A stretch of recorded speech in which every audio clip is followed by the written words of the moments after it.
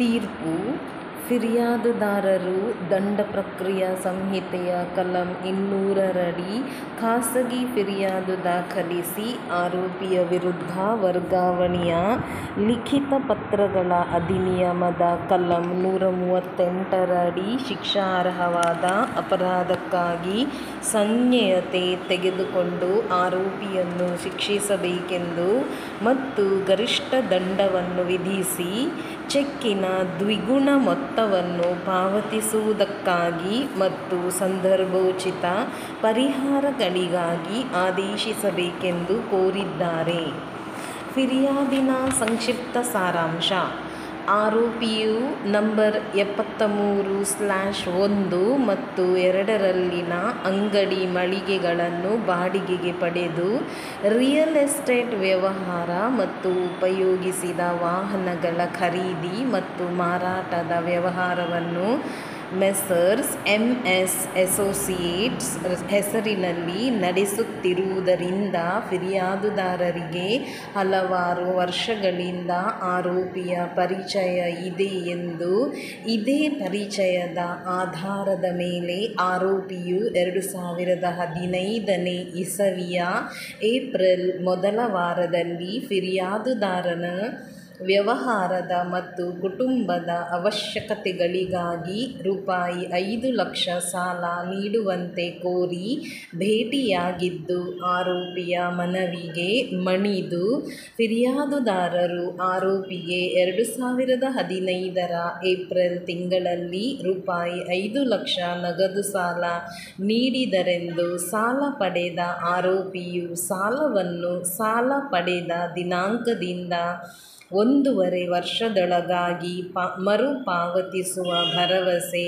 ನೀಡಿದನೆಂದು ನಿಗದಿತ 1.5 ವರ್ಷ ಮುಗಿದರೂ ಆರೋಪಿ ಫಿರ್ಯಾದುದಾರರಿಂದ ಪಡೆದ ಸಾಲವನ್ನು ಮರುಪಾವತಿಸದೆ ಕಾರಣ ಫಿರ್ಯಾದುದಾರರು ಆರೋಪಿಯನ್ನು ಹಲವಾರು ಬಾರಿ ಭೇಟಿಯಾಗಿ ರೂಪಾಯಿ 5 ಲಕ್ಷ ಮರುಪಾವತಿಸುವಂತೆ ಕೋರಿದರಾದರೂ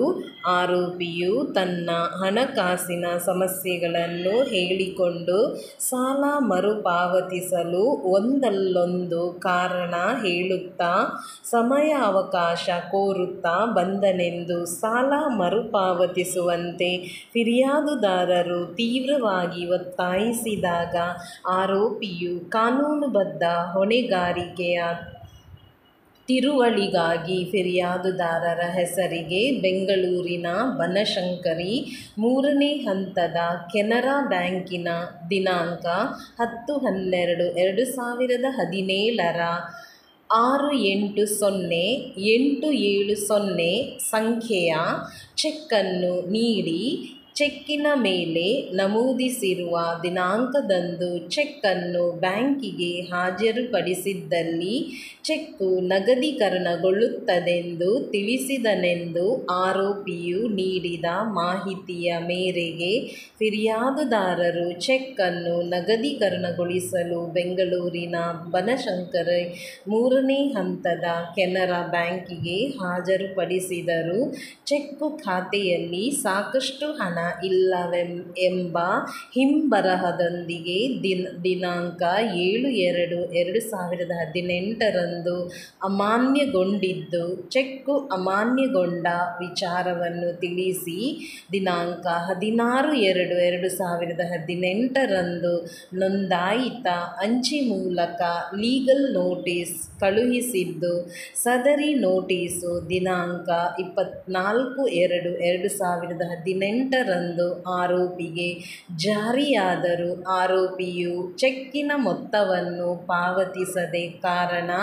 ಅಥವಾ ಪ್ರತ್ಯುತ್ತರ ನೀಡದ ಕಾರಣ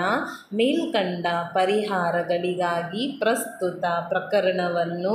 ದಾಖಲಿಸಲಾಗಿದೆ ಎಂಬುದಾಗಿರುತ್ತದೆ.